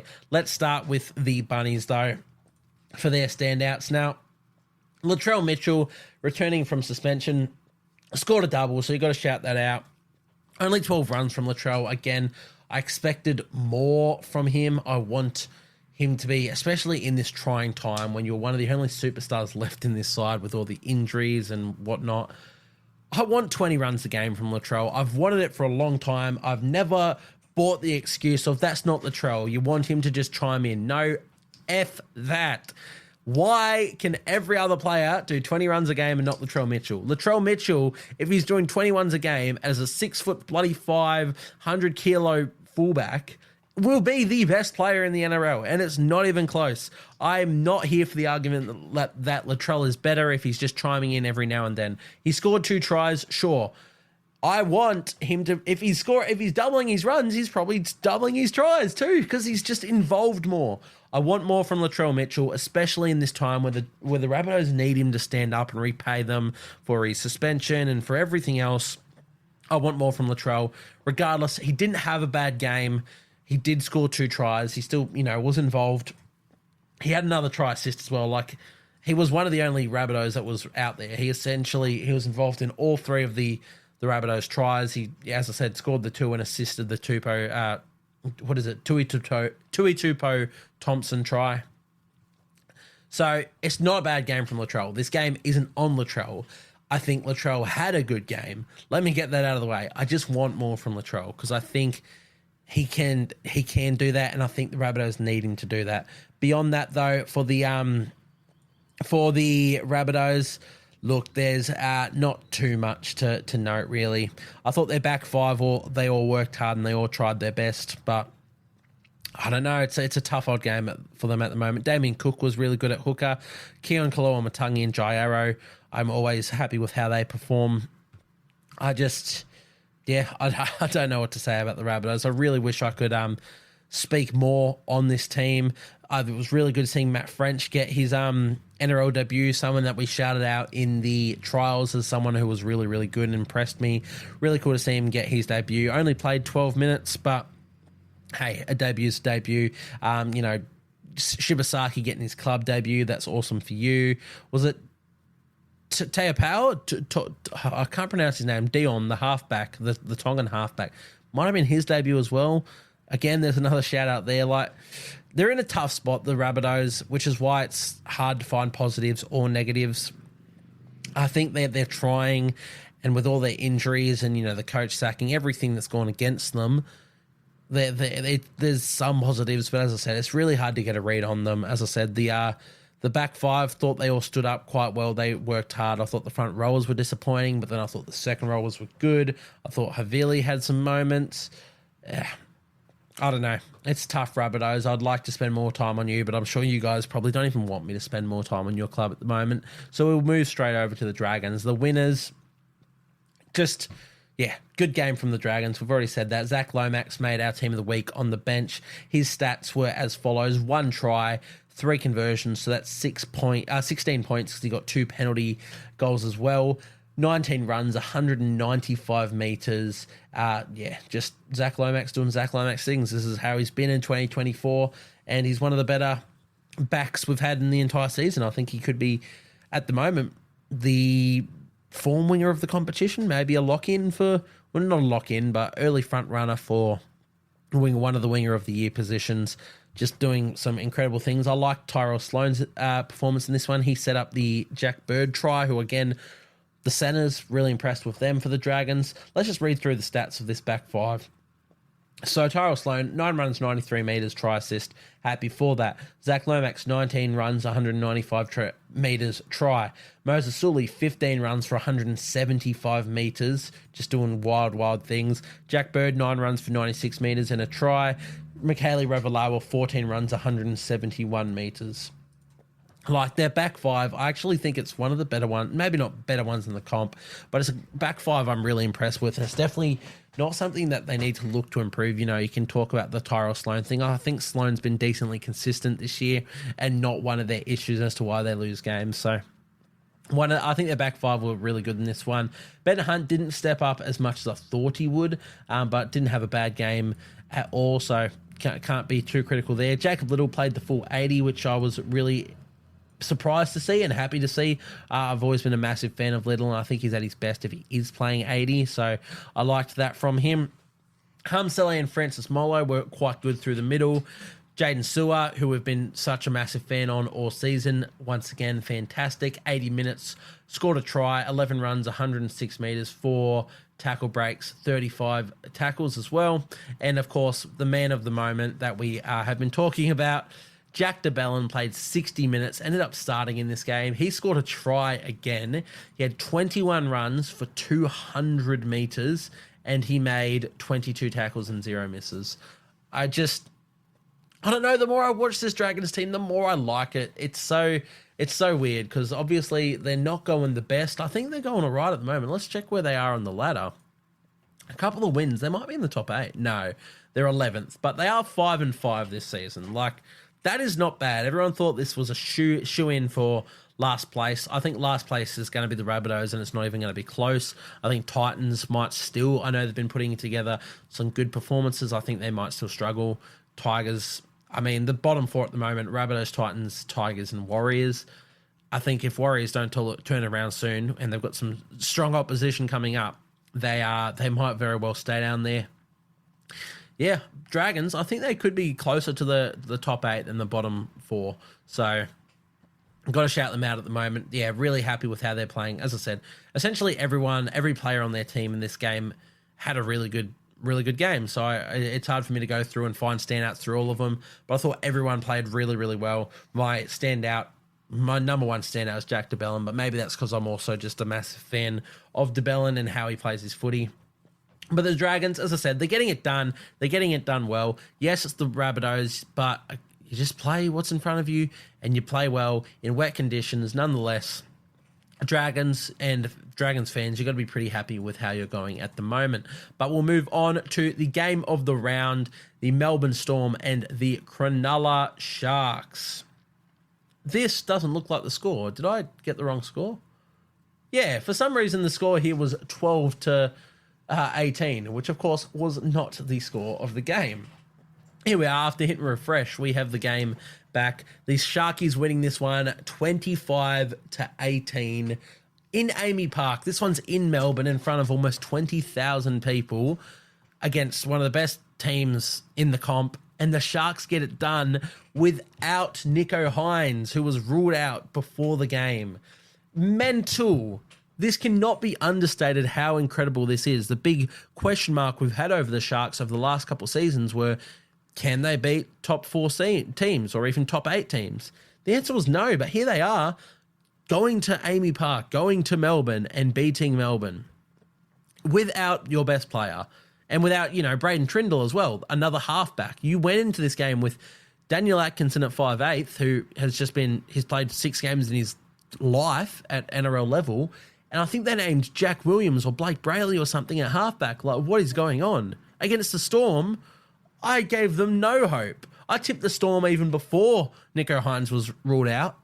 And then that happened, and I'm like, yeah, no chance. Well, I was wrong, and I'm really happy for that. Sharks are my 3rd team. Again, love the colours, and they're my mother's team as well. And go Warriors, Titans, Sharkies for me. But, really happy for them to win this game, and I guess maybe not completely shut down the narrative of they can't beat the best teams, but it's shut it up for a bit. And again, without Nicho Hynes, God, it's a fantastic performance. We'll start with the Melbourne Storm, though. It wasn't a bad performance from the Storm, but as Craig Bellamy sort of talked about in the press conference, the Sharks wanted it more than the Storm, and normally the team who wants it more just gets it done. That was the case in this one. They were the better side, the Sharkies.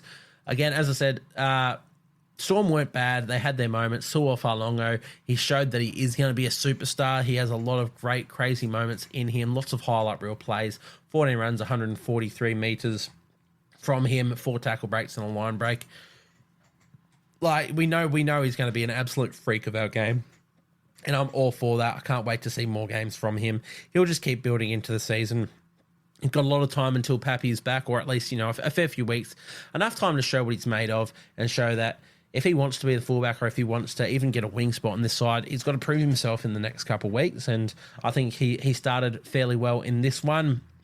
Beyond that, for the Storm, I thought their back 5 were quite disappointing. Will Warbrick has been quite disappointing all season this year. We, had a fantastic debut season for the Storm last year. Was one of the right up there for Rookie of the Year. I thought he was fantastic. I loved the work he got through out of his own end. He's a big body. This season, I'm not seeing, there's a lot of errors in his game. There's also not as many meters, not as many runs as he's making. I want more from Will Warbrick, especially when he's got players like Farlongo breathing down his neck. Grant Anderson, who came into this one, another player. Who else have they got? Dean Eremia. They've got backs that want that position.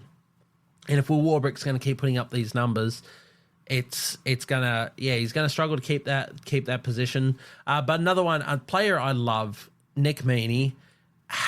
I'm not sure about the center switch. At the start of the season, I liked it. Now I'm quite worried. He played a lot better defensively in this one, which has been the big worry that I've had with Nick Meaney at center, especially over the past couple of weeks. But 9 runs, 57 meters from center. I don't know. Again, it's one game, and the Storm have been winning. You don't want to change everything after one loss. Sorry, it's one loss, not one win. It's one loss. You don't want to change it all from one loss when you have been winning games. But there are question marks. And if these guys don't bounce back in big ways next week, maybe there are changes ahead. We know Craig Bellamy is not afraid to make changes if players aren't performing, and just give them a bit of a kick up the rear and motivate them a bit more. Grant Anderson, 84 metres. Nick Meaney, 57. Remus Smith, 109. And Will Warbrick, 101 metres from your back 5. In today's day and age where you need your back 5 to be standing up and making metres, it's tough. Not going to win too many games like that. But luckily for the Storm, I thought their halves were really good. Tyron Wishart especially. God, he's a good player. Whenever he gets his shot, no matter what position, he impacts the game. Think of last year in the finals, what he was doing in the halves. And in this game at halfback, scored a try, 13 runs, 125 metres. Yeah, the line break, 7 tackle breaks from Tyron Wishart, 20 tackles in the middle when they targeted him too. Thought he was so good. I'm such a big fan of Tyron Wishart. I think he's one of the best utility players to have in the game, because when he comes in, he just makes an impact no matter what. I thought Cameron Munster was good. He had his moments as well. Christian Welch, didn't think he was bad. He played 40 minutes, so half the game in this one. 15 runs, 116 metres. But 2 offloads from Christian Welch. He just creates the second phase play. Really like how Christian Welch plays his game. Thought Harry Grant was having a really, really good game, and then he got sin bin for one of the worst sin bins I've ever seen in my entire life. I understand you cannot take out the legs of a kicker. That was hardly taking out the legs of a kicker, but I'm fine to penalise that. And even put it on a report if you want. Like, we do want to get rid of that from the game. Of course, it happened to Freddie Lussick did it in New South Wales Cup. He copped 4 weeks for that. Sean Johnson, Josh Aloiai did it to Sean Johnson, which let the Warriors equal the game against the Seagulls. I don't know if maybe Aloiai got a 1-week suspension. I can't recall. I think he did. Like, we do want to get rid of it from the game. But it was Atkinson's pinky toe that Harry Grant collected. Atkinson winked at him when he came off the field, like when Harry Grant was going in the sin bin. It wasn't a sin bin. Do I think it changed the game though? No. So let's not sit here and ref bash, because I don't think that the reffing in this game was bad at all. I can't recall who was the ref in this one. Give me a quick look. Was it Belinda Sharp in this one? Storm versus Sharks ref. Referee. No. Adam G. Ashley. What? No, that's not showing me anything. I can't remember who was the referee. I thought it was. Oh no, there we go. Grant Atkins was the referee in this one. Why was I thinking it was Belinda Sharp? Which game did Belinda Sharp referee? Regardless. Anyway, I wanted to say Belinda Sharp I've been really, really impressed with this year. I think she's one of the best refs in our game. I thought this game was officiated quite good. That was one blunder. It's not the ref's fault that the Storm lost the game, though. The Sharks were the better side, so let's just get rid of that narrative. But let's move into the Sharks here. There weren't too many other standouts for the Storm. I thought Eliesa Katoa was quite good. In fairness, I want to give him his flowers. 16 runs, 146 meters. Another try and line break from him. And I thought Trent Liero had some really good moments in defence. Once again, minutes down to 43 now. So I've been saying to put his minutes up. They keep on dropping, actually. So that's really odd to see. But Eliesa Katoa and Trent Liero I thought were good. And I thought Tui Kamakamitha off the bench had some really good runs as well. On to the Sharkies, the winners in this game. Let's go straight to halfback, 5/8, whatever the hell he played. Daniel Atkinson made our team of the week. And again, it's based on the principle of the game, of how the occasion was, how momentous the occasion was in the absence of Nicho Hynes, with all the question marks of can the Sharks beat top 4 teams in Melbourne as a 6th game player against a club that didn't want you. Like, it cannot be understated how incredible this performance from Daniel Atkinson is. I know there are going to be people that say Sam Walker should have got the halfback in my team of the week, or that Atkinson didn't even play halfback. Bro, Atkinson played every position on the park, and he was the best player on the field. It's as simple as that. He was so good. You need to watch the game to understand how important he was for that Sharks side. He kicked the field goal, which got him ahead, which caused the Storm to go for a short kick-off, and then the Sharks scored directly off that through a fantastic run from Ronaldo Militalo, who found Siosifa Talakai, who ran the rest of the length and scored a try, which sealed the game. But that's literally because Daniel Atkinson, in his 6th game without a halfback next to him against the Storm in Melbourne, stepped up and slotted that field goal. With all the pressure against him, he just ice in the veins. What a performance from Atkinson. I don't know when Trindle's back, or if he's back with how it all is. I think Atkinson's going to keep that position, and I think it's going to be for maybe a long time. I couldn't be happier for him. Like, I'm a Trindle fan. I think what he did was stupid, and I'm really disappointed in Trindle for that. We can talk more on that in other things. There's a lot of kids in the country who'd kill for the position that Trindle was in. A lot of kids that just don't make it, who don't get noticed because they're from rural areas. He's from Weewar, Braden Trindle. If you look up Weewar, there's maybe like 3 people in the town of Weewar. And he made that. He bid his time in the NRL to get that position, and he does that dumb shit to throw it away. It's really, really disappointing, especially because I'm such a big fan of Trindle, and I thought he was representing these places and these kids and everyone really well. I think he's thrown that away. He's given Atkinson this chance to prove himself, and with what Atkinson did in this game alone, I think he just keeps that position for a long time. Maybe Fitzgibbon has faith in Trindle when he returns. We'll have to see. I just think what Atkinson did and the way the Sharks have been playing with Atkinson at 5'8", regardless, even when Hines is in the team, I think it's a better brand of footy, letting Hines run the ball and Atkinson chime in whenever he wants. Atkinson's a bloody good footballer. I always liked him when he was a fullback. Here he's at 5'8", and he's just killing it as well. So, yeah, want a massive shout to Daniel Atkinson. Let's go to some of the other standouts. Jesse Ramian and Kale Ero. Love the efforts that they're putting in from the back. 14 runs from Ramian, 139 metres and a try. 20 runs from Kale Ero, 146 metres. Just lots and lots of work from them. Ronaldo Mulatalo came up, as we said, with that incredible run, which broke about half the Storm teams out of tackles and found Talakai to score. Oregon Kafusi made our team of the week. 8 runs, 110 metres, a try in 60 minutes as well. Love that. Thought the second rowers were really good defensively in Nikora and Wilton. Where are they? They made 44 tackles for Britain Nikora. Jesus Christ. That is mental. Cameron McInnes made 49 with 0 misses against the Storm. What? Jack Williams made 46 with 1 miss. Yeah, the Sharks, they came to play across the park. Everyone performed. Everyone they had so much heart in this one. I'm so happy for them to get this win.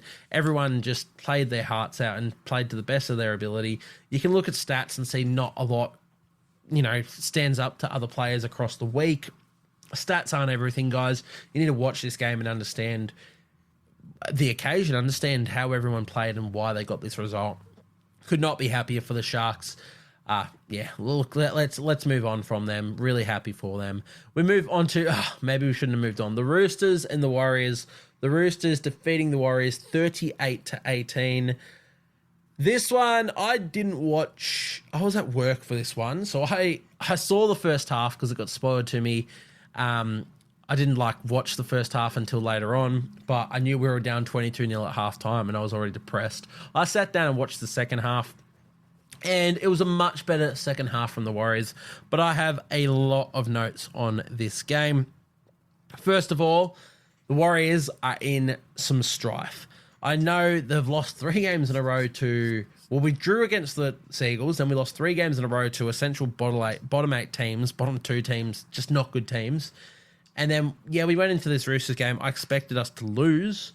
I didn't want us to lose by 38-18. I thought we could at least upset or, come close and be gritty and bounce back and get away against the top team in the NRL. Not the case. We were absolutely decimated early, and now I'm really worried about us as a squad. I don't know what to say. In fairness, the Roosters scored in the 3rd, the 6th, the 9th, and the 12th minute. They had 4 tries within the opening 20. They had 4 tries within the opening 15. And then from that point onward, the Warriors actually beat them on the scoreboard. So it's just that opening 15 minutes, that opening 20 if you want to be more, that we just didn't get off the bus. We did not get off the bus. The Warriors didn't come to play. They were just passengers out there for 20 minutes. And then when they tried, they were a lot closer in this contest. We scored all of our tries in the second half, but we didn't concede any past that Angus Crichton try in the 12th. It was a lot better defense, just a lot more grit. And then the second half, as I said, we scored 18 points to the Roosters 16. So there are some positives to take away, but not enough. You can't excuse that first half. It was abysmal.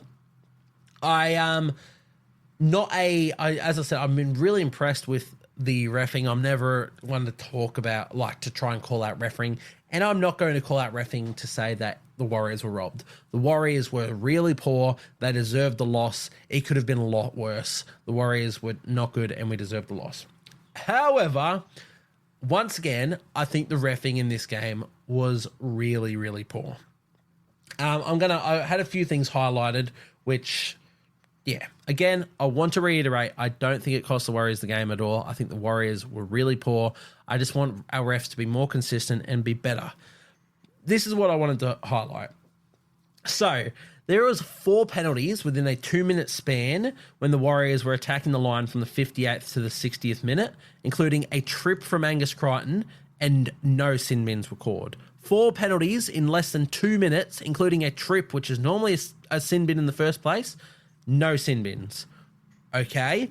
Then 3 more penalties from the 66th to the 68th minute, so another 2-minute period when the Warriors are attacking the line and no penalties. No sin bins. So again, that is now within 10 minutes, they had 7 penalties. The Roosters were penalised 7 times and nobody was sin binned for repeated indiscretions.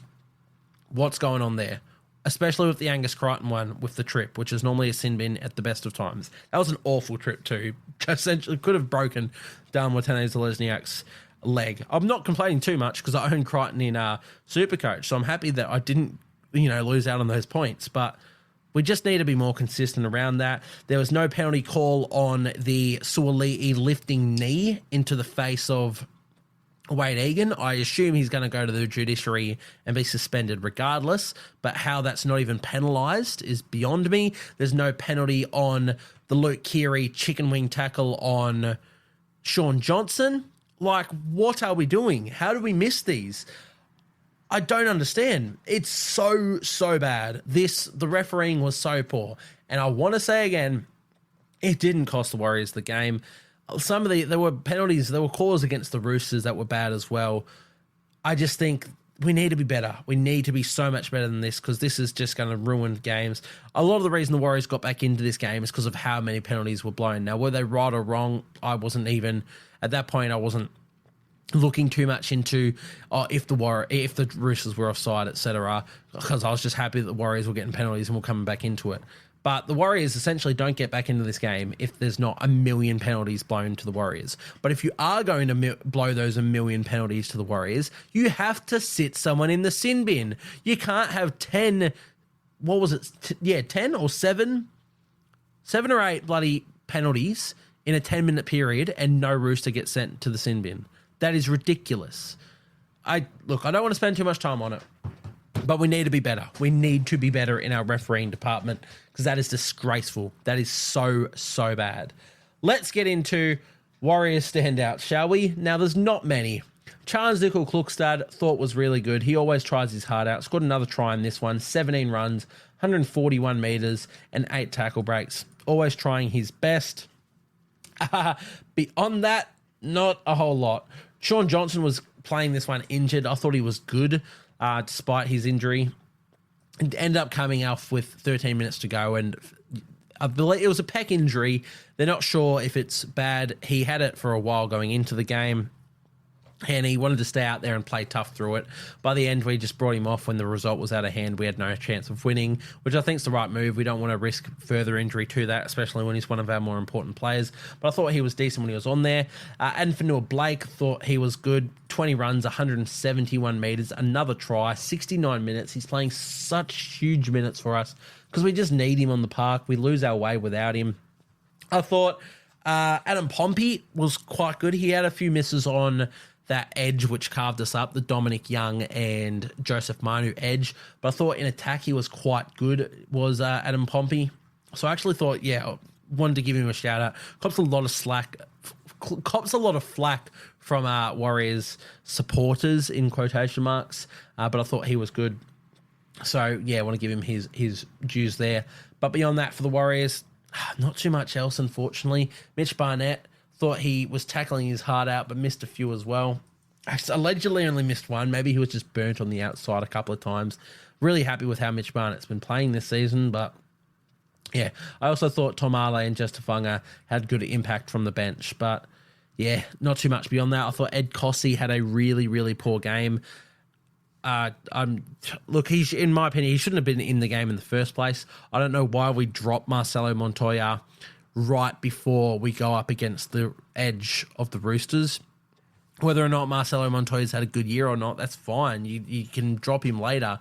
But to bring in someone like Ed Cossey and Adam Pompey, a whole new defensive edge, because Roger Tuivasa-Sheck was ruled out, against the Roosters' attack of Joey Manu and Dominic Young is a poor coaching decision in my opinion. And I think Andrew Webster's a great coach. I'm so happy with him as our coach.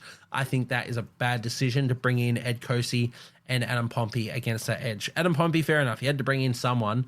Roger was ruled out, but that means you shouldn't be shaking it up anymore, and you should not be dropping Marcelo Montoya against them. And it showed, because I thought Ed Cosi had a particularly poor game in this one. So, yeah, look, I don't want to spend too much longer for the Warriors. I thought Freddie Lussick missed a lot of tackles as well. Just there weren't too many positives for the Warriors. There was Mitch Barnett, who I thought was good. Sean Johnson had his moments when he was on the field. Adam Fanua-Blake was good. Chancellor Klukstar was good. And that's sort of about it. I wanted to shout out Dylan Watene-Zelezniak's cover defense on Dom Young in that second half. Again, the Warriors' second half was much improved. So there is that. There are positives to take away, but that opening 20 cannot be excused, and I hope they get a rocket up them. I hope there are some changes after this, because you can't come out a game where you needed to make a statement. You can't come out and do that. So I'm being a bit harsher on them. I know maybe other Warriors fans wanted to hear more positives and talk more on, the fact that essentially after 60 minutes, the last 60 minutes of the game, we were better on the scoreboard. So for more than half the game, for 3/4 of the game, we were the better team. Sure. But that opening 20 was so bad that I can't be that positive. And I'm saying that from a place of love. As I said, I'm a Warriors fan. I think we have potential. And it showed, like there were moments it showed, but I'm not going to excuse what they did in the first 20 minutes. So let's get on to the Roosters, who were fantastic. As I said, James Tedesco, he's rocketing his name into New South Wales calculations. Still, a lot of people want him gone. I don't know how you can just ignore what James Tedesco is doing. I know Dylan Edwards has been the best fullback in the comp this year, but Tedesco is still playing some great footy. Another try in this one, 19 runs, 172 metres, 9 tackle breaks from him as well. He's looked so dangerous all the time. He's such a gun. What more can you say about James Tedesco? Having one of his better seasons of his life, in my opinion, and people are still so quick to be like, nah, can't be James Tedesco. I think it will be James Tedesco. I think he knows the Origin arena so well. I think he's the incumbent captain. I know it's a new coach, but he's still the captain of this New South Wales Blues side. I think James Tedesco will be the fullback in Origin 1, but we'll have to wait and see. Look, honestly, there's going to be so many players on this Roosters team that I read out as incredible games, so I'm going to rocket a few off. Daniel Tupou had a try, 16 runs, 153 metres. Joseph Suoli'i had 13 runs, 123 metres. Joseph Manu had 83 metres from 13 runs, but he also had a line break, 3 line break assists and a try assist.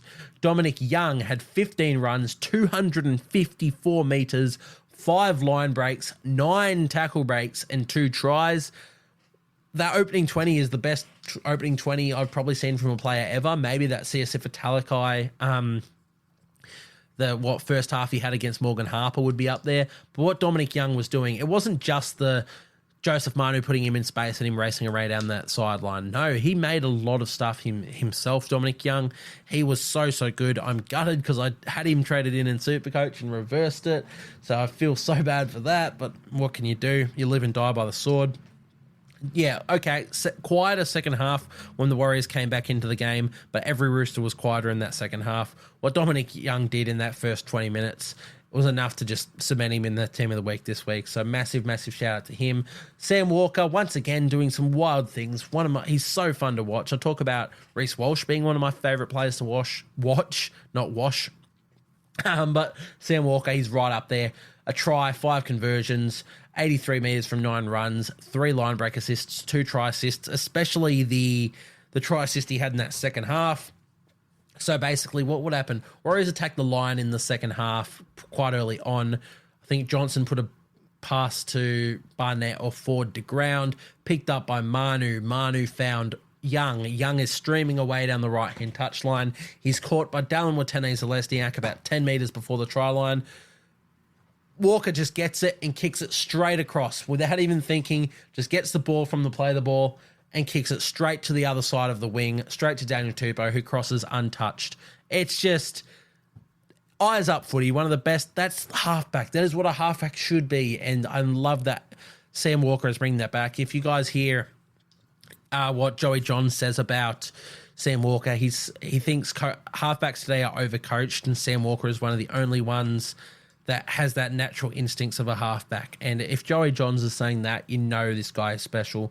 So Sam Walker made the team of the week on the bench. Definitely could have been halfback. Of course, we've already mentioned why Atkinson made it. But Sam Walker is playing some insane rugby league, and I want to shout that out. Angus Crichton, once again, we've mentioned him. He's got another 2 tries in this one, 16 runs for 110 metres, 9 tackle breaks from him, and 39 tackles with 1 miss. What can you say? He's the best second row in the league, and I will leave that right there. Nat Butcher made another 48 tackles in this one. Just a weapon. Victor Radley, 45 minutes back from injury, settling in nice. Connor Watson played at hooker, made our team of the week. 9 runs, 71 run meters. Just really, really good work from Connor Watson. Also 47 tackles from him with only 1 miss as well. And off the bench, I thought Spencer Leniu and Terrell May were really good as well. The Roosters, look, what can you say? They got the win. Yes, Trent Robinson's going to be disappointed that the Warriors were getting back into that game. The halftime report from Trent Robinson was already quite sad. He was disappointed despite the fact that they were leading 22-0 at halftime. He was disappointed that they didn't keep their momentum and they let the Warriors just play their way back into the contest, back into the grind. And then that second half, the Warriors, as I said, scored 18 points to 16, so they won the second half, the Warriors. But the Roosters, they're proving they're a premiership threat. That's what, 38 points this week, 40-something last week, 50, 60-something the week before. Like, they're doing some mental things. They're definitely premiership threats, and they've still got so much left in their tank. I think they left a lot out there in this one, so Roosters, what can you say, really? I'm really excited about how far they can go this season. But that will wrap us up for that one. We'll get into the final game of the round, the Titans and Cowboys. I'm going to try and make this one quick. I've spent so much time waffling once again. My throat is killing me. The Titans coming away 20-18 victors over the Cowboys. What a win for the Titans. Very, very happy for them. I tipped the Cowboys, like, full discretion, I did that. But I remember the entire week I'm sitting here going, the Titans is going to be the upset. I've gone for every upset this week, except for the Titans, and I just know that the Titans are going to be up for it, and they're going to get the win. They did. My own fault for not tipping them, but shout out to the Titans. They did it in a tough way. You know, they were up 18-0 at halftime, I think. No, they might have been up 20-0. Yeah, 20-0 at halftime. There you go. Didn't score a point in the second half and let the Cowboys score 18 points in the second half. But their second half was also marred by injury. We had AJ Brimson come off injured. We had Philip Sami, who went down injured. We had Jojo Fafita go down injured. We had Harley Smith-Shields go down injured. We had Kieran Foran go down injured. Like, it was a tough second half for the Titans. But they got the victory, and that's what you can ask for. Again, you get the 2 points. You showed in that first half that you got so much about you and you played so well. Yeah, I mean, you can't be too disappointed in that. Titans fans at this point just take wins wherever they come. But let's look at the Cowboys. Let's look at some of their standouts. Scotty Drinkwater, he tried once again. He's constantly trying for this Cowboys side. 23 runs, 237 metres from Drinkwater. Not necessarily known as like a running fullback. He's very much just trying to make stuff happen and a playmaking fullback, but lots of effort from him. Kyle Feldt, 163 metres. Valentine Holmes, 201 metres. Viliami Vailea, 189 metres. And Sammy Valemei, 167 metres. Their back five worked very, very hard. There were errors involved. Valentine Holmes dropped a bloody sitter across the line. It was one of the worst bomb tries I've ever seen. Yeah, a lot of errors across the board here. 2 errors from Drinkwater, 3 errors from Feldt, 2 errors from Holmes, 1 error from Vailea, 2 errors from Valemei. But they also worked. They made those meters. They made attacking opportunities. There was that, the bomb try from Valentine Holmes was also from Valentine and Sammy Valemei linking up on that left-hand side, interchange of passing, meters, tackle breaks, offloads. really cool stuff. And then it was literally just Holmes not putting the ball down, which was so stupid. But like, again, they're creating those opportunities, so you can't be too disappointed. Yes, there's errors. Yes, you'd like to see more, but they're working hard, which is what you want to see. We talk about the Stormers wingers. Think about the Stormers back fives numbers compared to the Cowboys here. If the Storm had this back five from the Cowboys in their game against the Sharks, I think they might get that done, to be honest. So, yeah, you can't be too disappointed. I wanted to just give them all a shout out there. I think Viliami Valea is settling in well to that center role. Hopefully he can keep building into the center. We all know he can be, because he's a proper freak, and he's had a unfortunate bit of luck with injuries and form at the Warriors. I hope he can turn into something a bit better here at the Cowboys. Beyond that, for the Cowboys, Chad Townsend, I thought, had an incredible game. I am so sick of the narrative everywhere I see Cowboys fans bagging Chad Townsend. He has been your best player of 2024. Maybe Scott Drinkwater's been better, but no one else.